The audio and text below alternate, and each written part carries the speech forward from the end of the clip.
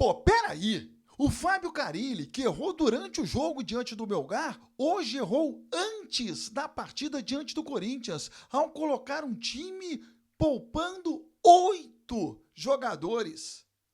Tá na hora do Capasso ter uma oportunidade nessa zaga do Vasco aí, hein? Não é possível. E uma noite trágica pro Galvão Bueno na estreia dele na Amazon Prime. Beleza pura, povão vascaíno. Que bom ter você de volta aqui no meu canal, que a cada dia cresce graças ao seu like. Deixa o seu joinha aí, se inscreva no canal, ative as notificações. Estamos chegando. Juntos vamos chegar na marca dos 80 mil. Eu vou rodar a vinheta e na volta, só dá Vasco!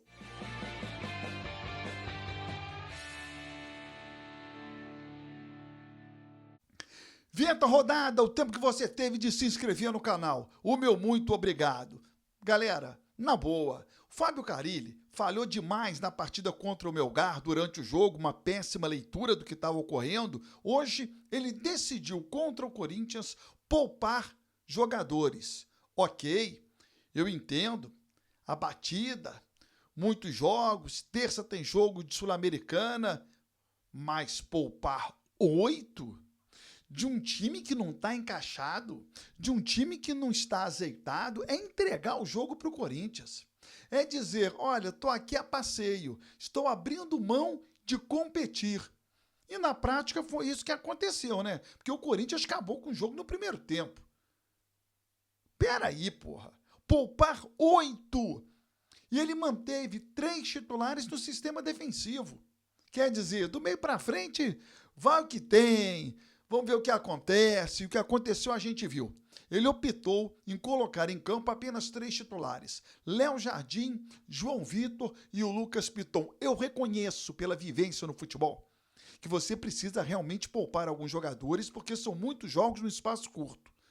Mas 8, aí foi um erro grave e o Vasco acabou pagando por isso. E um detalhe, toda vez que é perguntado sobre prioridade, ele responde jogo a jogo. Não vou priorizar Copa Sul-Americana, Copa do Brasil, nem Campeonato Brasileiro. É jogo a jogo. Não ficou claro isso, porque na prática ele mostrou que a prioridade é, sim, a Copa Sul-Americana, sem problema, mas joga limpo com o torcedor. Faça na prática o que você está verbalizando. O que se viu hoje é uma prioridade para a Copa Sul-Americana. Repito, sem problema, mas não engana. Não venha me dizer que é jogo a jogo, porque não foi isso que a gente viu. Um time completamente desorganizado em campo, mal treinado, sem nenhuma possibilidade de fazer um jogo duro diante do Corinthians. E o que o torcedor do Vasco precisa hoje é de competição. O Vasco precisa mostrar que é um time aguerrido, que é um time que pode jogar. Não pode largar mão de partida alguma, ainda mais em segunda rodada de Campeonato Brasileiro. E o que foi feito hoje foi abrir mão da partida, ao optar por um time do jeito que entrou em campo, poupando 8 jogadores. O Vasco abriu mão de competir a partida de hoje diante do Corinthians. E a zaga do Vasco, hein? Muitas falhas, né? É jogador que desde a temporada passada que está falhando. Novas contratações está falhando. É jogador que estreia está falhando. Por que não o Capasso? Será que o Capasso é pior do que todos esses que estão jogando aí? Por que não o Capasso? Essa é a pergunta que eu deixo aqui. Qual é o problema de colocar o Capasso? Por que não testar o Capasso? Tantos estão sendo testados aí. Por que não o Capasso? E é o único campeão que o Vasco tem, né? Porque foi campeão lá no Paraguai. Veio com moral, agora está sem jogar, pagando salário sem jogar. Nem para vender o Capasso o Vasco vai conseguir. Como é que o Vasco vai convencer um futuro comprador que o Capasso é um bom jogador se ele não joga?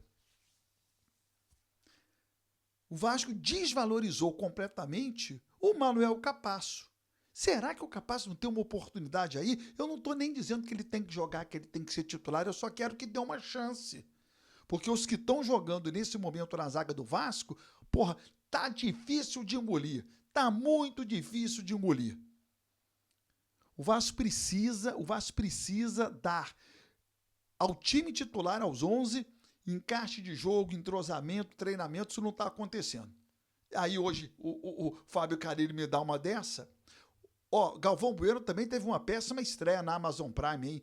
Vou dizer um negócio pra você. Primeiro que ele não conseguiu falar, problemas técnicos lá, a partida começou com uma narração no estúdio. Aí o Galvão Bueno conseguiu assumir.